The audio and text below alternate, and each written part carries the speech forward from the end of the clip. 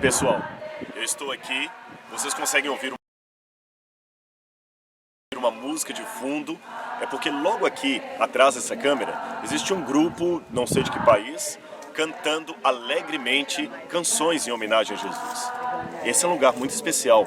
Eu estou perto do Mar da Galileia. Nós estamos aqui na Galileia. Só para você ter uma noção do lugar onde nós estamos, lá na frente, vou pedir para que a câmera mostre, tem um vale, hein?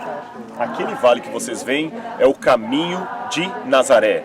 É o caminho muito antigo. Jesus certamente passou por aquele caminho. E nesse mesmo vale que eu mostrei de Nazaré, quando se aproxima aqui do Mar da Galileia, do Lago da Galileia, existem as ruínas de Magdala. Isto, a cidade onde viveu a famosa Maria de Magdalena. No entorno desse lago, muitos episódios do Novo Testamento tiveram lugar. Episódios importantes que marcaram a vida de Jesus, a trajetória dos discípulos, enfim, o início, a origem do Evangelho cristão. Agora eu queria falar um pouco com você sobre esse lugar. Eu estou no alto de uma montanha. E a Bíblia fala que Jesus subiu a uma montanha e deu ensinamentos para pessoas que estavam ao redor dele. Eu não posso marcar com um X em qual dessas montanhas Jesus esteve. Mas, como possibilidade, quem sabe não foi aqui. Tradicionalmente, esse lugar onde eu estou é chamado de o Monte das Bem-aventuranças. Quer seja ele o lugar verdadeiro ou não, o fato é que foi nesta região em que Jesus ensinou o Pai Nosso, como orar, como perdoar o semelhante e, enfim, a sua bela parte sobre felizes. Bem-aventurados são os felizes.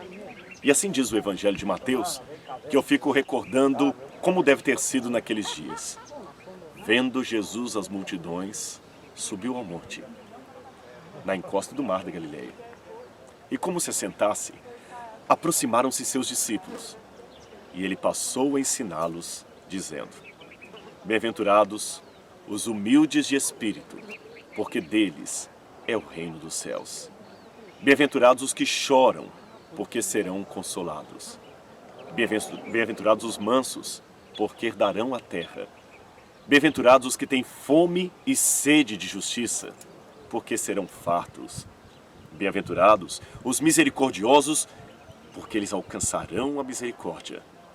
Bem-aventurados os puros de coração, porque eles verão a Deus. Bem-aventurados os pacificadores, porque serão chamados filhos de Deus. E bem-aventurados sois vós, toda vez que vos perseguirem e vos injuriarem, e mentindo disserem todo mal contra vós. Regozijai-vos e exultai, porque grande é o vosso galardão no céu, porque assim perseguiram os profetas que viveram antes de vós. 2000 anos se passaram em que essas palavras foram pronunciadas em algum lugar aqui perto, evidentemente em aramaico, que era a língua que Jesus falou. Mas me chama a atenção, irmãos, ao olhar esse texto, porque quando Jesus fala bem-aventurados, makarioi em grego, significa felizes. Mas preste atenção na sua Bíblia. Felizes os infelizes? Porque ele diz felizes os que choram, felizes os que são perseguidos, felizes os que têm fome, que têm sede. Isso não faz sentido. Mas a lógica de Deus, muitas vezes, é diferente da lógica humana. E eu vou dar um exemplo vivo para você. Aqui no entorno do Mar da Galileia, existem algumas igrejas construídas por católicos. E dentre os católicos existem aqueles que foram da ordem dos franciscanos. Agora, veja que interessante. Na época em que Francisco de Assis, ou como os católicos consideram São Francisco de Assis, veio aqui a Israel, toda essa área estava disputada pelos muçulmanos que dominavam a região. Você sabe, a região de Israel sempre foi uma região que todos queriam ter. Jerusalém sempre foi cobiçada por vários povos. E os muçulmanos esperavam mais um exército de cristãos, mais uma cruzada. E avisaram para o líder: olha, uma cruzada de cristãos está chegando. Eles prepararam armas, escudos, lanças. Mas quando viram, que ironia, a cruzada de cristãos, na verdade, era Francisco de Assis, vestido como um andarilho pobre, cercado por outros andarilhos, sem uma espada, sem um colete contra espadas, sem capacete, sem dardos, sem flechas. E perguntaram: que exército é esse que você tem? E Francisco de Assis respondeu: é o exército de Cristo. E onde estão as armas de vocês? As nossas armas são a caridade, a fé, o amor. E por que vocês vieram aqui? para servir vocês. Mas como nos servir? Queremos ser servos de vocês. Mas nós somos muçulmanos, somos os seus inimigos. Nós sabemos disso. Mas o nosso mestre, aqui neste lugar, mandou amar os inimigos e orar pelos que nos perseguem. Os muçulmanos acharam tão estranha aquela atitude que falaram, tudo bem, já que vocês querem nos servir, o que vocês querem em troca? Francisco de Assis falou, apenas um pedaço de terra, alguns pedaços de terra, onde pudéssemos construir a nossa casa para ajudar aos pobres e adorar o nosso Deus, adorar o nosso Mestre Jesus. Eles conseguiram. E o que me chama a atenção é que mesmo hoje, tantos séculos depois de Francisco de Assis, quando eu visito várias igrejas católicas aqui da região, e por favor, os católicos que estiverem assistindo não se ofendam. Se você vier a Israel, você vai entender o que eu quero dizer. Muitas igrejas católicas, elas não são tão bonitas como a Igreja da Natividade em Belém, como a Igreja do Santo Sepulcro, porque elas são marcadas por fogo de guerras, de reconstruções, de igreja sobre igreja. É uma coisa meio desconexa. Até católicos admitem isso, não é uma ofensa. Mas quando você visita as igrejas católicas construídas pela Ordem dos Franciscanos, é bem diferente. Tem um jardim maravilhoso, uma paz, uma reverência, que até aqueles que não são católicos se sentem bem em ficar ali e orar, ou rezar, ler a sua Bíblia. Que diferença das igrejas católicas fundadas por Francisco de Assis, das católicas fundadas pelo Exército dos Cruzados.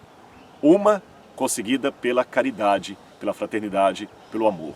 Outra pela guerra, pelo domínio, pela vontade de conquistar. E a construção mostra a diferença daquilo que você consegue pelo amor ou daquilo que você cativa ou conquista pela guerra. Por isso, mesmo não sendo católico, mas reconhecendo como sendo uma oração universal de todo aquele que diz acreditar em Deus, eu queria citar para você a famosa oração de São Francisco. Na verdade, não temos certeza que foi São Francisco de Assis que escreveu essa oração. Ela apareceu nos escombros da Segunda Guerra Mundial, atribuída a São Francisco de Assis. Mas, quer seja de São Francisco, quer não seja de São Francisco, não importa quem é o autor. Esta oração é tão bela que merece ser compartilhada, melhor, merece ser vivida. Ela diz mais ou menos assim: Senhor, fazei-me um instrumento de vossa paz. Onde houver ódio, que eu leve o amor. Onde houver ofensa, que eu leve o perdão. Onde houver discórdia, que eu leve a união. Onde houver dúvidas, que eu leve a fé. Onde houver erros, que eu leve a verdade. Onde houver desespero, que eu leve a esperança. Onde houver tristeza, que eu leve a alegria. Onde houver trevas, que eu leve a luz. Ó Mestre, fazei-me um instrumento de vossa paz. E que eu procure mais consolar que ser consolado, compreender que ser compreendido, amar que ser amado, pois é dando que se recebe. É perdoando que se é perdoado, e é morrendo que se vive para a vida eterna. Amém. Aqui, do Mar da Galileia, aonde Jesus proferiu palavras tão bonitas, que podem ser depois comentadas por esta famosa oração de São Francisco de Assis, eu peço ao meu Deus que possa fazer de mim um instrumento da paz celestial. E que você que está assistindo esse vídeo também tome essa decisão de ser um instrumento da paz que só o Senhor Jesus pode conceder. Um abraço.